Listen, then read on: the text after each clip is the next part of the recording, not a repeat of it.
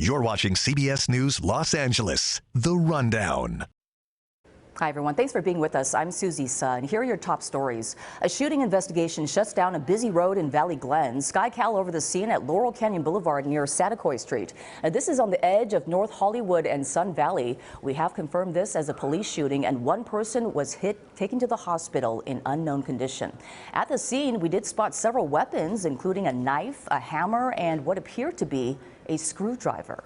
For the first time in decades, a CHP is patrolling parts of Malibu, and this means the agency is now teaming up with the LA County Sheriff's Department in an effort to keep the busy stretch safe. This follows, of course, a crash that killed several college students. KCAL News' Lauren Posen with a preview now. PCH is not a racetrack, but unfortunately some drivers keep treating it like one. I'm Lauren Posen in Malibu tonight. Behind me, you can see those white tires in the distance. Well, they're symbolic.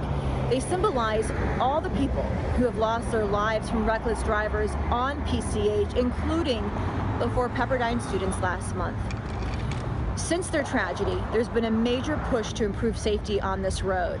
And tonight we're going to tell you about what's being done right now, changes you are going to see next time you're in Malibu. It's a really big deal because it's the first time these officers are going to be back patrolling on PCH since 1991. Now, this is in addition to the Los Angeles County Sheriff's deputies who are already out here patrolling. So this is extra added enforcement. We're going to talk about that, and we're also going to look into some long-term plans the city has when it comes to making this road safer. We'll have this story for you tonight starting on KCAL News. Well, tonight, after a KCAL investigation revealed a problem with handcuffs in school hallways, a first-of-its-kind solution. Senior reporter Ross Palumbo has a story now you'll see only on KCAL News. Ross? Well, Susie, it was about a year ago that we first revealed this problem with handcuffs. Students being tackled, handcuffed, and arrested in our hallways. And back then, we uncovered the data that proved students of color and students with disabilities were more likely to have these interactions, these negative interactions with police. We brought you a Riverside County case of a black student with disabilities and showed you how county deputies tackled and cuffed him. Now, a major federal ruling in that case that will change how students like him are treated in the future. Across the country, from Florida to Maryland to Colorado, a CBS News investigation exposing hundreds of students handcuffed in hallways. Now tonight, this specific Riverside County case. You would just do a kid like that is very disturbing. And the disturbing data revealed. Is it racism? Has sparked a federal judge to now take action, changing the future of handcuffs like this in our hallways. Does any child that small need to be handcuffed? Are your deputies racist? Are you gonna settle? Well, exactly a year ago, the sheriff told us that he would never settle, and the case was very, very contentious. Tonight, we're going to show you how it was all finally resolved, what the changes are, and how all the children are going to be impacted. And Susie, it is not just in Riverside County, although that's where we focused on. It is across the entire Southland, and the federal ruling in this case, the first of its kind across the entire country, this is going to affect thousands upon thousands of students after our story across the country. I imagine, Ross. Thank you very much. Of course. All right. Looking forward to your full story tonight on KCAL News at 11, Ross. Thank you again. And turning now to our weather. After light rain yesterday, it's been dry today, but can we expect the rain to return? Let's go to Danny Roberti now with your next weather forecast. Hi, Danny. Hey, good evening, team. Happy Thursday, everyone, as we're getting ready to dive into the weekend. Still some lingering showers out there. And we have been dealing with thunder, with lightning, and even hail in the Inland Empire. So even though the rain that we saw today has not been widespread, some of you are seeing a show, and you can see over the last couple hours, we've had a couple cells moving through the IE that includes San Bernardino. Here's one of those right there, right towards Arrowhead into Highland near the foothills of the San Bernardino Mountains. And that continues right now. So we're not done with the rain quite yet. We have lingering rain going into tonight. By the time we get to Friday, we are drying out like crazy. Breezy, below normal. So temperature still on the cool side. A beautiful, pleasant weekend in store for us. So no problems this this weekend. And then we have a really big warm up on the way. The beginning of December is not going to feel like it. So let's talk about it. It is going to be breezy tonight. That storm has moved through.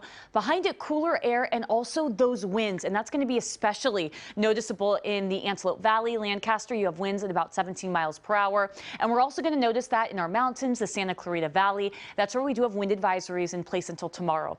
But let's take a look at the lingering rain and when we could still see it. So a few clouds out there. This is 8:15 this evening. We have that second piece of the storm moving through tonight. And really all that's going to do is going to bring a little bit of rain farther north of us. So mainly along that 5 corridor, the Grapevine up in our northern mountains. Snow levels dropping to about 5,500 feet. That is possible. But you can see going into early tomorrow morning, a lot of us are staying pretty dry. Some spotty raindrops popping up. But you wake up Friday morning, clear skies. We've got the sunshine, a few clouds out there. Friday afternoon, nothing but sunshine. And it's going to be a beautiful day. It'll feel cool like it did today, though. And when I say cool, it's cool for this time of the year. It actually, I think, feels pleasant out there. So we'll be reaching the upper 60s in Santa Ana, mid 60s in Riverside, low 60s in Santa Clarita, and upper 60s in Camarillo. Coming up at 8 o'clock, we're going to be breaking down for you what your weekend holds, the best times to get outside, and also how warm it gets next week to kick off December. That's all coming up in just a bit. Susie. All right, Danny, thank you. 3, 2, 1. All right, you got it. President Biden and First Lady Jill Biden attending the traditional national Christmas tree lighting tonight in Washington, D.C. Vice President Kamala Harris and her husband Doug Emhoff are also there. The tree lighting ceremony is an annual White House holiday tradition. And this year's tree is a 40-foot Norway spruce from West Virginia. Well, back here at home, Culver City had its own tree lighting ceremony tonight, which included snow. Desmond Shaw has a look from SkyCal. Well, here we are over beautiful downtown Culver City for Southern California's latest tree lighting festivities. And here it is, a beautiful 22-foot tall tree here at the corner of Culver Boulevard and Main Street. Culver City's been doing ceremonies like this for almost 20 years. They had some great performances by some local schools and their local choirs down there singing Christmas carols before they lit the tree up. Widen out and show you the wider festivities. Tons of great holiday lights. And check this out. You know, we've been monitoring a lot of these tree lighting ceremonies. We've seen fireworks. We've seen all kinds of different features. But this is the first one where I've seen that has featured real snow. And they've constructed some really cool sledding ramps. So very, very festive time here in downtown Culver City. The latest tree lighting festival. Going to be a fantastic holiday season down here, that's for sure. Reporting over downtown Culver City and SkyCal, I'm Desmond Shaw. Back to you now in the studio. This has been CBS News Los Angeles, The Rundown. Thanks for joining us. We'll be back live at KCAL News at 8 here on CBS News Los Angeles.